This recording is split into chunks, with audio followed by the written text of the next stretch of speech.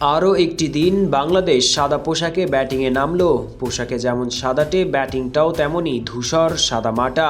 Antigua টেস্টের 2 ইনিংসে যে হতশ্রী ব্যাটিং শৈলী দেখিয়েছে বাংলাদেশ, তাতে ফলাফল যা হওয়ার তাই হয়তো হতে যাচ্ছে। আরও একটি টেস্ট হার চোখ রাঙানি দিচ্ছে মেহেদী হাসান মিরাজের দলকে। দিনের শুরুতেই সাহসী সিদ্ধান্ত নেয় বাংলাদেশ। এর আগের দিন শেষে বাংলাদেশ পিছিয়ে ছিল 181 রানে। দিনের শুরুতেও তার উইকেটের ময়েশ্চারকে কাজে লাগানোর উদ্দেশ্যে তাসকিন শরীফুলদের হাতে বল তুলে দেওয়ার ইতিবাচক সিদ্ধান্ত নেয় টিম ম্যানেজমেন্ট। কাজের কাজটা করেও দিয়েছিলেন তাসকিনরা। ডান হাতি এই পেসারের বোলিং তোপে কুপোকাত ক্যারিবিয়ানরা। সবকটি উইকেট খুইয়ে স্কোর বোর্ডে তারা জমা করে মোটে 152 রান। তবে তার সাথে আগের 181 রানের লিড মিলে বাংলাদেশের সামনে টার্গেট দাঁড়ায় 334 রানের।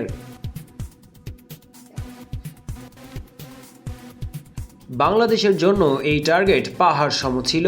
একে তো এত রান আগে তাড়া করে জেতা হয়নি বাংলাদেশের, তার মানে জিততে হলে গড়তে হবে রেকর্ড। তার উপর টানা 2 সিরিজে ব্যাটিং ব্যর্থতা। তাই বাংলাদেশের জন্য যেন এই টার্গেট পূরণ করা 7 সমুদ্র 13 নদী পাড়ি দেওয়ার মতোই ছিল।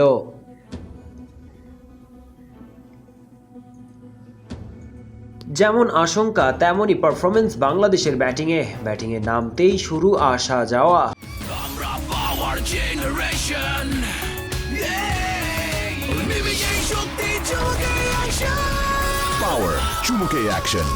কেমার রোচের বলে প্রথম ওভারেই জাকির প্লেট অন হয়ে ফেরেন। তাতেই শুরু হয় ক্রিজে আসা আর প্যাভিলিয়নে ফেরার মিছিল।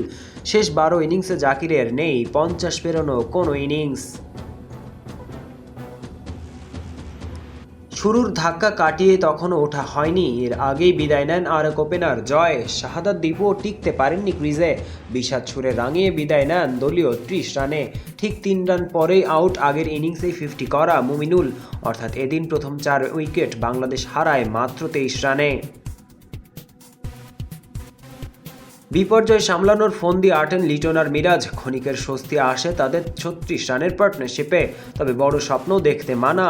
22 করে আউট লিটন। মিরাজ জুটি বাঁধেন এবারে জাকেরের সাথে। এতেই 100 পেরোয় বাংলাদেশ। তবে দলীয় 100 রান পূরণের পরেই বিদায় নেন ক্যাপ্টেন মিরাজ। এরপরেই ফিরে যান তাইজুল ইসলামও।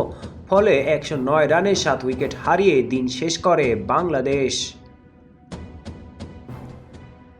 জিততে বাংলাদেশের প্রয়োজন আরও 225 রান। তবে জয় শব্দ যেন এখন আকাশ কুসুম কল্পনা। কারণ ক্রিজে ব্যাটার বলতে এক জাকের আলী অনিক, অপর প্রান্তে হাসান মাহমুদ, তাসকিন আর শরীফুল। তাই জাকের টেইলেন্ডারদের নিয়ে দিন পার করে দিবেন এই কথা বললে অবাস্তব কল্পনা করা হবে। দৃশ্যমান যৌক্তিক বাস্তবতা বলছে বড় সড়ো একটা হারই অপেক্ষা করছে বাংলাদেশের সামনে। পারভেজ ইমাম, অন ফিল্ড।